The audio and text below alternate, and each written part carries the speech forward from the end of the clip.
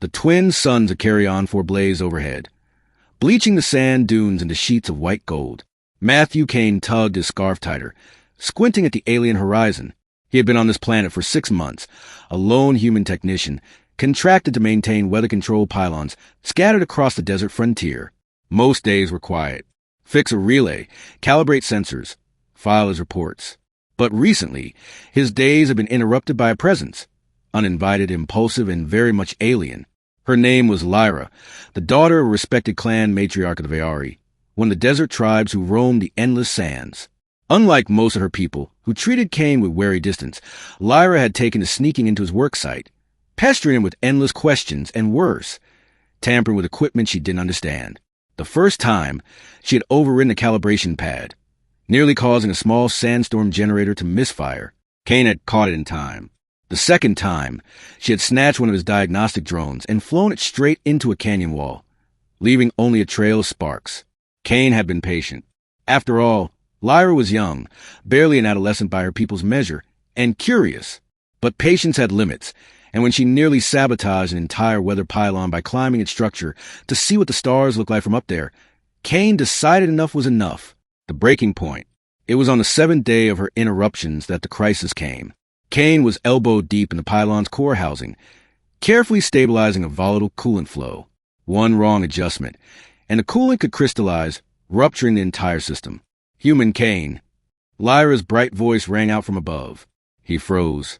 Not now, Lyra. Too late. She leapt from a sand dune, landing dangerously close to the open console. Her long braids swung behind her, and her violet eyes sparkled with mischief. What does this do? She asked, reaching toward a cluster of glowing conduits. Kane slammed the panel shut just in time, nearly trapping his own hand. Do you realize what you almost touched? That line carries enough charge to fry both of us to dust. Lyra laughed nervously, as though danger itself were a kind of game. But you're here to stop it. You always stop it. That was when Kane realized she wasn't learning. She thought the world was a toy, and worse, she thought he would always keep her safe from the consequences. Lyra, Kane said firmly, wiping sweat from his brow. We need to talk. Firm discipline. The desert wind shifted, carrying silence. Lyra tilted her head, confused by his change of tone. Talk? About what? About responsibility. Kane said, standing tall. His voice had the edge of command, the same tone he had used years ago as a soldier before taking his quieter job. You've been reckless, and reckless behavior out here doesn't just risk your life. It risks mine and your entire clan's. Lyra scowled. You're not my chief. You cannot tell me what to do. Kane stepped closer, meeting her eyes without flinching. Someone has to. If your people won't teach you discipline, then I will. Because I won't stand by and watch you destroy yourself or others through carelessness. For the first time, Lyra faltered. The playful smirk slipped from her face. She had expected scolding, maybe a lecture, but Kane's unwavering gaze made her stomach twist. What do you mean? She asked softly. I mean, Kane said, you're going to work with me, not as a spectator, not as a nuisance, as an apprentice. Every day, you'll learn what these machines do. You'll clean the tools, carry supplies, and follow my orders. And when you misbehave, there will be consequences. Clear consequences. No more excuses. Lyra blinked, shocked. That sounds like punishment. It's discipline, Kane corrected. Discipline keeps people alive. And if you're going to keep hanging around me, you're going to learn it one way or another. Reluctant lessons. The next morning, Lyra arrived at his camp earlier than expected. Her usual swagger was gone, replaced by a kind of sulky resignation. Kane handed her a toolkit nearly as heavy as she was. First lesson, he said. You carry what you're responsible for. She groaned, nearly tipping over, but managed to balance it. All day, she followed him across the dunes, sweating out his suns. When she tried to wander off, Kane barked a single command, back in line.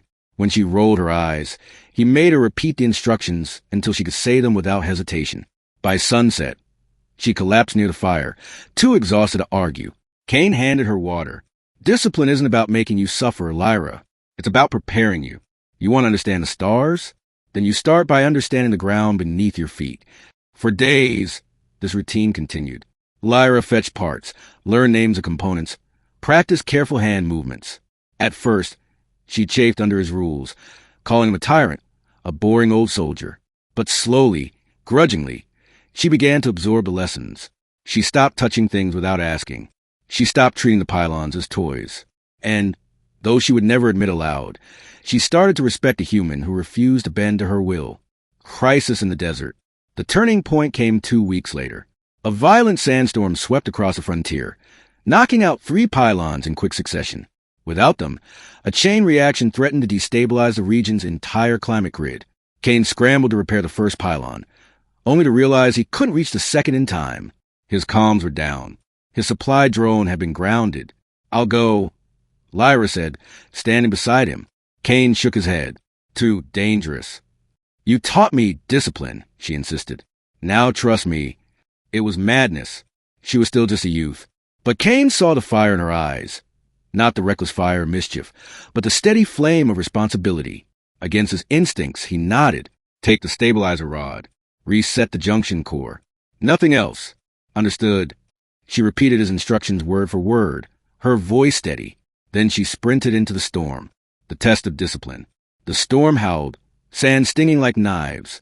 Lyra fought her way across the dunes, clutching the stabilizer rod. For every step forward, the wind pushed her back. But Kane's words echoed in her mind. Clear consequences. No excuses. At last, she reached the crippled pylon, half buried in sand. She crawled up its frame, muscles trembling. One slip, and she'd be shredded by debris. But she forced herself to move carefully, precisely, as Kane had drilled into her. With shaking hands, she slid the rod into the junction core. Sparks erupted. For a moment, she thought she'd failed. But then, the pylon's lights flickered back to life, stabilizing with a steady hum. Lyra let out a cry of triumph that was swallowed by the storm. She had done it. On her own, with discipline, return, and recognition. When she staggered back to Kane, covered in sand and cuts, he pulled her into a rare, fierce embrace. "You did it," he said, relief flooding his voice. "You saved us." Lyra smiled weakly. "No, you saved me. By teaching me." The storm passed, leaving the desert eerily quiet. Days later, Lyra's clan arrived, summoned by the matriarch who had sensed a disturbance. At first, they were furious to find their daughter scarred and weary. But when she stood before them, recounting how the human had taught her discipline, their anger faded into awe. "She risked her life to save us," Kane told them simply, not because she wanted glory, but because she understood responsibility. The matriarch bowed her head to him. "You have done what we could not. You taught my daughter the strength of restraint." A new bond. From that day, Lyra was changed. Still spirited, still curious, but no longer reckless. She became Kane's official apprentice, sanctioned by her clan. Together, they maintained the frontier pylons, human and alien side by side. And whenever Lyra grew restless, Kane's voice would remind her, discipline keeps people alive. She would grin, roll her eyes, and then return to her work. Because deep down, she knew the truth. Without his firm discipline, she might never have lived long enough to learn what the stars truly looked like.